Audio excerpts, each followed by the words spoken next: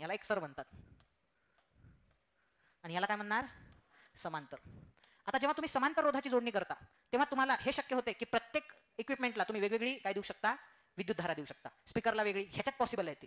इथं स्पीकर लावायचा, कमी रेजिस्टन्स द्यायचा, इथं स्क्रीन लावायची, इथं जास्त रेजिस्टन्स, असं रेजिस्टन्स कमी जास्त करून तुम्ही घरामधल्या सगळ्या इक्विपमेंटची काय करू शकता, अरेंजमेंट करू शकता. पण सिरीजमध्ये तसं नसते. सिरीज कुठं वापरल्या जाते, जिथं समान विद्युतधारा द्यायची असते सगळ्यांना, तिथं काय वापरल्या जाते रे, सिरीज वापरल्या जाते. लक्षात, उदाहरणार्थ बल्ब जे असते, बल्ब जे असते तिथं काय वापरल्या जाते, लक्षात घ्या. असं कधी होते का की आपल्या घरामध्ये समजा ही टीव्ही उडाली, ही स्क्रीन उडाली, ही स्क्रीन उडाली म्हणून सगळं बंद पडलं असं होत असते का, नाही. कारण याच्यामध्ये जर समजा हे उडालं आणि इथं ब्लॉक झालं हे, तर बाकीच्या इक्विपमेंटवर फरक पडणार का रे, नाही. इथले इक्विपमेंट सुरूच राहणार. पण याचा हा ड्रॉबॅक आहे, सिरीजमध्ये जेव्हा रेजिस्टन्स जोडतो आणि हा कुठूनही जरी ब्रेक झाला इथून, तर सगळेच इक्विपमेंट बंद पडतात. म्हणून त्याच्यात एक लाईट जर बंद पडला तर अख्खी लाईटिंग बंद पडून जाते.